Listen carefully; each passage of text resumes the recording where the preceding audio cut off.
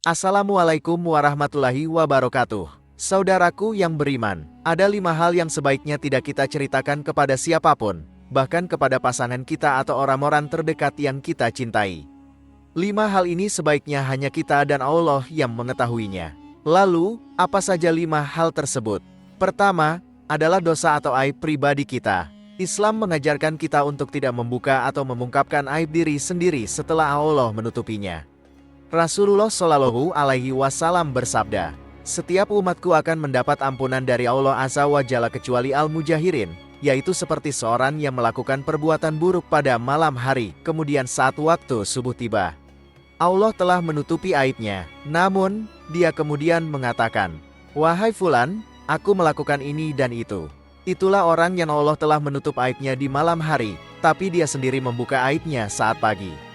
Hadits riwayat Bukhari dan Muslim. Syekh Muhammad bin Shaleh Al-Utsaimin rahimahullah menyatakan, Al-Mujahirin adalah orang-orang yang menunjukkan bahwa mereka telah berbuat maksiat kepada Allah Azza wa Jalla. Rasulullah bersabda, "Setiap umatku dimaafkan kecuali orang yang secara terang-terangan melakukan maksiat." Termasuk dalam kategori ini adalah seseorang yang berbuat maksiat di malam hari, lalu di paginya ia berkata, "Wahai Fulan, kemarin aku melakukan ini dan itu, padahal Allah telah menutupinya." Pagi harinya, ia membuka tutupan Allah atas dirinya. Hadits riwayat Bukhari dan Muslim. Oleh karena itu, kita sebaiknya segera bertaubat ketika melakukan kesalahan dan menutup rapat-rapat aib tersebut. Kemudian, hal yang kedua adalah tidak boleh membuka aib orang lain. Setiap individu memiliki masa lalu yang mungkin penuh dengan kesalahan dan kelemahan, yang seharusnya tidak disebarluaskan, terutama dengan maksud merendahkan. Allah Subhanahu wa Ta'ala berfirman dalam Quran Surah An-Nur ayat 19, menegaskan pentingnya menutup aib sesama. Sesungguhnya orang-orang yang senang menyebarkan perbuatan yang keji di antara orang-orang yang beriman, mereka akan mendapat siksa yang pedih di dunia dan di akhirat. Dan Allah mengetahui, sedangkan kamu tidak mengetahui. Ajaran Islam mengajarkan setiap muslim untuk menjaga rahasia, baik itu aib diri sendiri maupun aib orang lain. Rasulullah Shallallahu Alaihi Wasallam juga mengingatkan, "Wahai orang-orang yang beriman dengan lidah mereka tetapi hati mereka tidak beriman, janganlah kalian mencela kaum muslimin dan janganlah kalian memungkapkan aib mereka.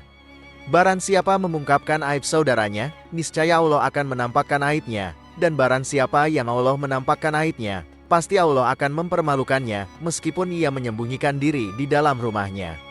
Hadits riwayat Tirmidzi. Dalam hadits lainnya, Rasulullah Shallallahu Alaihi Wasallam juga mengingatkan, "Setiap umatku akan dimaafkan kecuali orang yang terang-terangan berbuat dosa."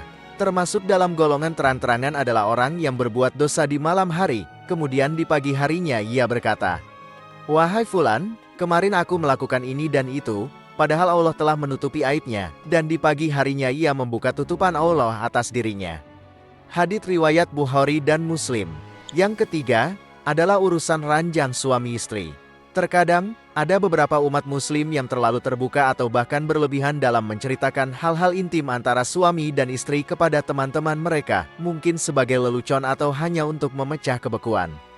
Namun, dalam Islam, privasi dalam hubungan intim antara suami dan istri harus dijaga dengan ketat dan tidak boleh diungkapkan kepada siapapun. Meskipun hubungan tersebut sudah sah, pasangan suami istri seharusnya tidak membagikan detail kehidupan intim mereka kepada orang lain. Rasulullah Shallallahu Alaihi Wasallam pernah menegaskan, paling buruk di hadapan Allah di hari kiamat adalah seorang pria yang melakukan hubungan intim dengan istrinya, lalu dia menyebarkan rahasianya kepada orang lain. Hadits riwayat Muslim. Selanjutnya, yang keempat adalah menjaga amanah.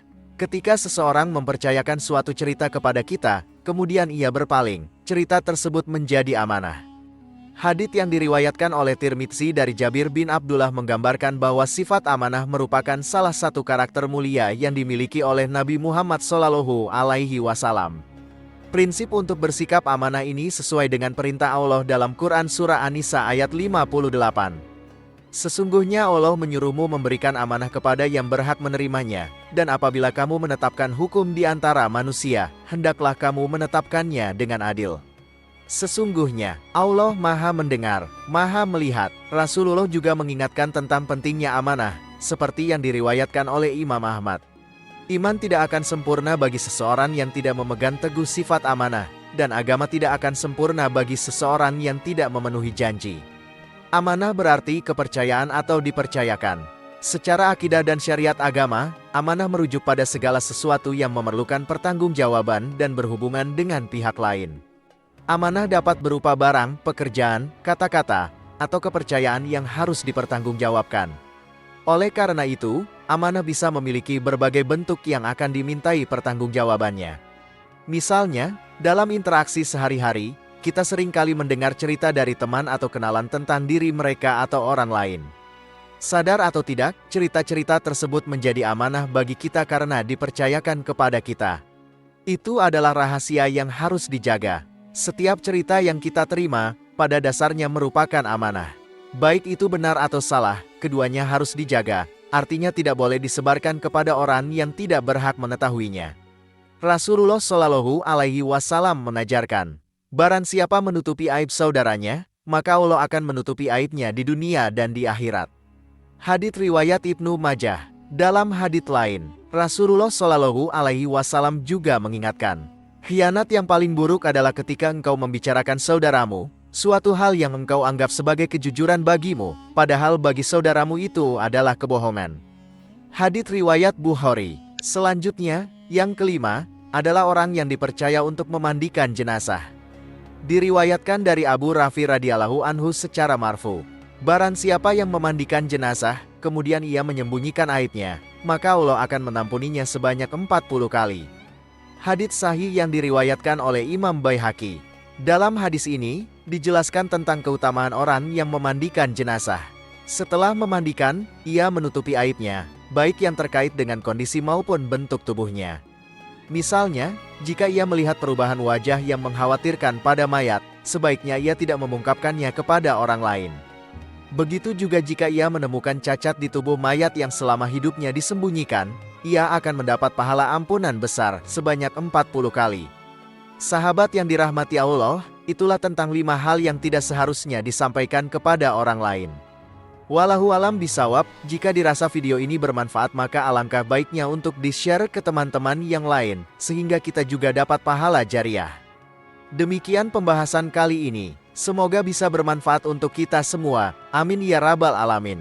Jika kamu memiliki pendapat terkait pembahasan kali ini, tulis pendapat kamu di kolom komentar di bawah ya. Terima kasih telah menonton video ini. Jika kamu menyukai konten ini, jangan lupa untuk like, share, dan subscribe ya. Terima kasih dan sampai jumpa dalam video berikutnya.